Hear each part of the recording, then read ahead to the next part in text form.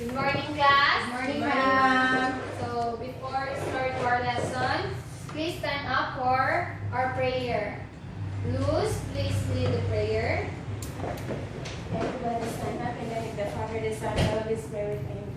Our Father who art in heaven, hallowed be your name, your kingdom come, your will be done on earth as it is in heaven. Give us this day our daily bread, and forgive us our sins, as we forgive those who sin against us. Do not give us to us and give us our daily bread. In the Father, the Son, and the Holy Spirit name. Okay, good morning. Good morning, Hi, Ma'am. So, how's your Christmas? It's fine, ma'am. It's fine, Ma'am. Okay, it's fine. Really? I think you're enjoyed and happy to celebrate Christmas with your family. Yes, alright? ma'am. Yes, ma'am. Opo. So, let's start. I have here some pictures and I want you to observe and identify what are those pictures. First picture. Ma'am, Yes, my the boy. first picture is badminton. Okay, badminton. Next picture.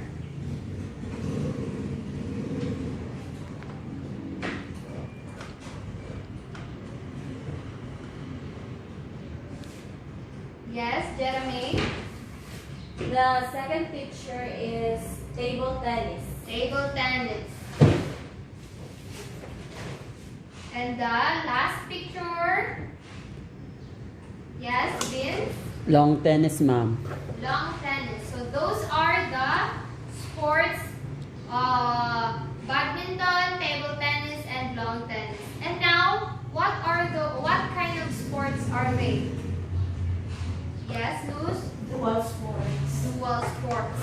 Now, class, I want you to stand up for us to have a warm-up exercise activity. Okay, ma'am. Okay. So let's start. 1, 2, 3, 4, 5, 6, 7, 8. 8, 7, 6, 5, 4, 3, 2, 1. 1, 2, 3, 4, 5, 6, 7, 8. And 8, 7, 6, 5, 4, 3, 2, 1. Jumping jack. 1, 2, 3, 4, 5, 6, 7, 8. 8, 7, 6, 5, 4, 3, 2, 1. So, take your seat. Now, doing a warm-up, what did you feel? We get energized. Energized and hit. Now, based on your observation or your discovered, what do you think? Why is it important to do exercise in playing sports? Yes, Luz? To avoid injuries. To avoid injuries. What else? To prevent muscle cramps. To prevent muscle cramps. So, based on your answers, what do you think our topic for today? I think our topic for this morning, ma'am, is all about injury prevention. Injury prevention in Dual sports. dual sports. So our topic for today is injury prevention in dual sports.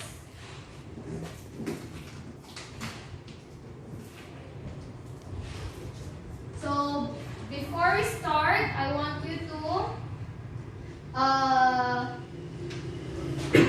read the objectives. Luz.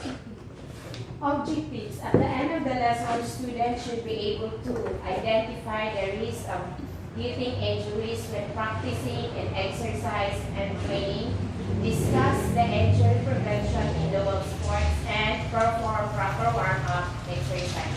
Okay, so those are the objectives we have. So before we proceed to our discussion, I want to show you the classroom rules. So read, let it go. Our classroom rules are respect your teacher or classmates. Don't talk to your seatmate if your teacher is discussing. Don't use your phone while in the class. Raise your hand if you want to answer. Listen to your teacher and do not answer in chorus. Okay, so those are the classroom rules we have. Now, so what are the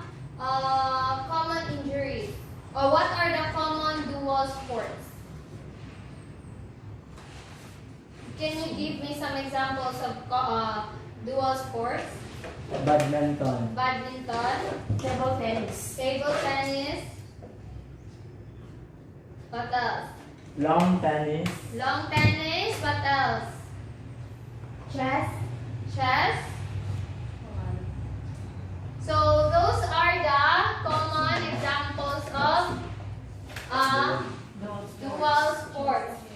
They are the badminton, the table tennis, and the tennis. So why is it important to do warm up in playing sports? Again, To prevent injuries, ma'am. to prevent injuries. What else? Avoid muscle cramps. We need to do a warm up before we're going to engage into sports in order to have a preparation or a good condition in our body. Okay, to have a good condition to our body. So, yes, it is very important to do warm-up exercise to prepare ourselves, to prepare our body in participating sports. Now, so in the first is badminton. So what is badminton class? Na lahat. Badminton makes use to quick change or directions in jumping motions. Those moments are the common causes of injuries in badminton. Ankle sprains, shoulder injuries, and wrist injuries should be watched out for. Those are prevented through sufficient warm-up, cooling down, and proper mechanics. So in badminton, usually in badminton we are using a movement quick and fast. Am I right? Yes, We ma'am. were running or having, we need to catch up the shuttlecock or to hit the shuttlecock, use our hands, and we run, use our feet. Now, what are the common examples or common injuries in badminton that are mentioned? Common injuries. Ankle sprains. Ankle sprains. What else? Shoulder injuries. Shoulder injuries. Wrist injuries. Wrist injuries. So those are the common examples injuries in badminton. Next, we have the table Tennis. tennis. So, can you please read table Ma'am. tennis, Jeremy? Table tennis is a non-contact sports. Injuries often come from players changing directions or twisting their body quickly. This can cause ankle sprain, tennis elbow, and Achilles tendinitis. So, table tennis is a non-contact sports injuries. It means it is just a easy sport. You are not just moving around or it's not yung parang quick na movement, yung lagi kang nagtatakbo or what. But you're just using your wrist and your elbow to catch up the ball. So the injuries are the ankle sprain, of course, because we are using our feet to balance our body. Next is tennis elbow because we were handling a racket. So we just move our elbow. And next is the Achilles tendinitis. We're in here, or ankle here in the back of our feet because of balancing again. Okay. Next is the tennis or long tennis. Can you please read? Luz? Tennis, or lawn tennis, is a racket sport that is played either individually against a single opponent or between two teams or two players each. The tennis injuries can include the ankle, knees, and wrists. To prevent tennis injuries, the player must do the proper exercise, warm up, stretching, and cool down. Okay. take your seat. Okay, in lawn tennis, it is a racket sport that is played either individually or against a single opponent or between two teams or two players. So, I know for sure that you nakakita na kayo ng lawn tennis na game. Yes, Am I right? Yes, Yes, ma'am. So, okay, so in playing tennis, it is a quick movement. So, marami tayong ma-experience na injuries wherein we can have we injured our knees, we injured our feet, or our body because quick movement siya and lagi tayong lagi tayong nagtatakbo or we slide just to hit the ball. And also, nangangala yung mga kamay natin or we have a cramps to our arms or elbow because of the heaviness of the racket. So, in tennis also, we can experience a hip conscious or we can experience heat stroke because it is an outdoor sports. So, to prevent heat conscious or heat stroke, we need to hydrate ourselves in drinking water. So, not just in tennis, but in all sports. So, next is the common injuries. So, first, ankle sprain. Can you please perform or demonstrate here if where is the ankle sprain? Ma'am, Yes, Mary Joy. execute, ma'am. Oh, where is ankle sprain in your body? Here, ma'am. Here, okay. Next is the shoulder injuries. Mary Joy. Here, okay. So wrist injuries. Here. And tennis elbow injury. Okay. And Achilles tendinitis. Where? There. Okay. So very good. Thank you, Mary Joy. Those are the common injuries in those are common injuries in dual sports or in any kind of sports. Now, in having a injury, how we should do a first aid, or how we, if you have an injury, how you what should we call it? How will you cope, or How will you recover? how will from you injury? recover the injury? How? Yes? To apply first aid, ma'am. To apply first aid. So what kind of first aid? For example, yes, Lester. As I remember, so if we have injuries because of sports, we need to apply RICE. Okay, very good. So we need to apply RICE. So RICE stands for rest, ice, compression, and elevation. So in playing sports, or if you have an injury, you need to take a rest. Huwag yung may sakit ka na or may na-injured ka na, is maglalaro ka pa rin. So you need to take rest to prevent more yung para hindi siya mamamaga or hindi siya sumusobra yung sakit. Next is ice. If namamaga na yung injury, you need to put a ice so that it could warm the or it could cool down the injury. Next is the compression.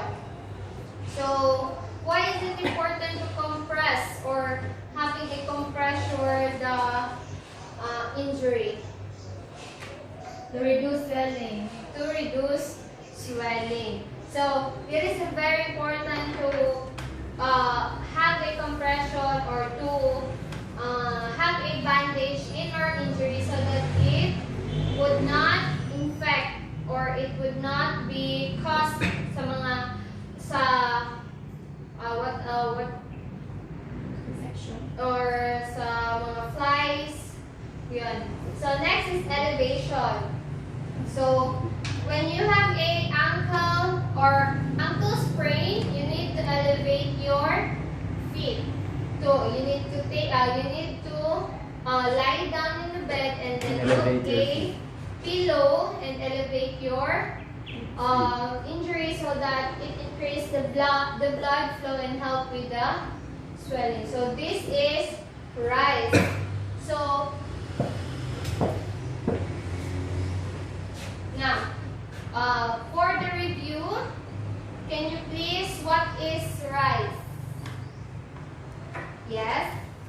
Rise, it stands for rest, eyes, compression, and elevation. Okay, rest, eyes, compression, and elevation. What are the common injuries? Yes, Mary Joy. The common injuries that occurs in a dual sports are ankle sprain, shoulder injuries, wrist injuries, tennis elbow injury, and Achilles tendinitis. And the last is, what are the common examples in dual sports? Luz? Badminton, table tennis, and lawn tennis. Okay, thank you. So before we proceed, let's have an activity. I want you to do a warm-up exercise. Okay, you need to perform a warm-up exercise here. Individually, ma'am. No, group. Okay. So, Okay, ma'am. 2 groups. So, So, 3. this group 1 and this would be the group 2. Okay po. Okay. Bye-bye. So, I will give you 2 minutes To to practice. prepare or to practice for your Okay, group performance. Kasi gusto. So, this would be the rubric for this activity. Kayo. Yes, ma'am. So the rubric is teamwork 5 points, Wow. cooperation 5 points, execution 5 points, and energy 5 points. Total of 20 points. So okay. Warm up on the Warm up exercise. Ako raw.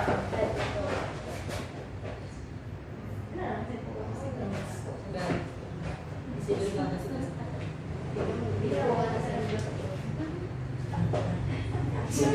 Okay, so please settle down for us to have the para mag-start na tayo. So group 1, Lester, you may start.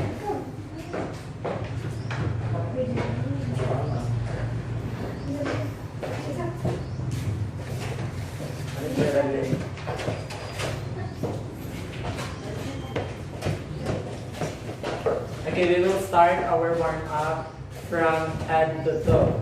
So let's start. 1, 2, ready, go. And 1, 2, 3, 4, 5, 6, 7, 8. 8, 7, 6, 5, 4, 3, 2, 1. 1, 2, 3, 4, 5, 6, 7, 8. 8, 7, 6, 5, 4, 3, 2, 1. And 1, 2, 3, 4, 5, 6, 7, 8. And 8, 7, 6, 5, 4, 3, 2, 1.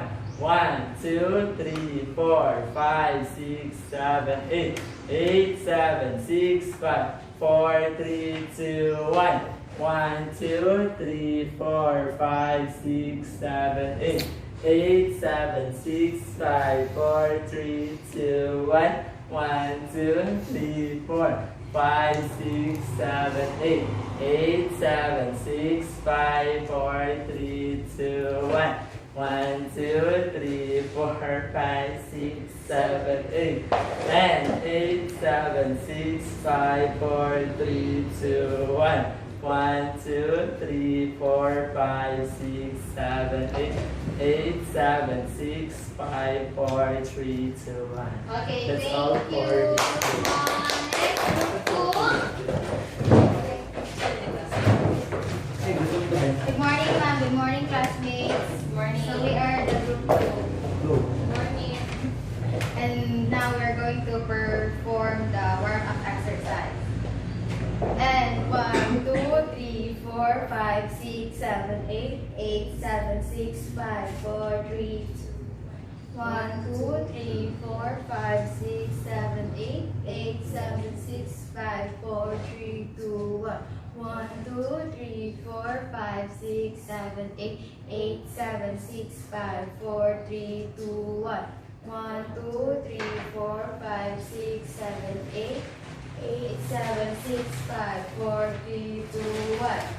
1, 2, 3, 4, 5, 6, 7, 8, 8, 7, 6, 5, 4, 3, 2, 1. 1, 2, 3, 4, 5, 6, 7, 8, 8, 7, 6, 5, 4, 3, 2, 1. 1, 2, 3, 4, 5, 6, 7, 8, 8, 7, 6, 5, 4, 3, 2, 1.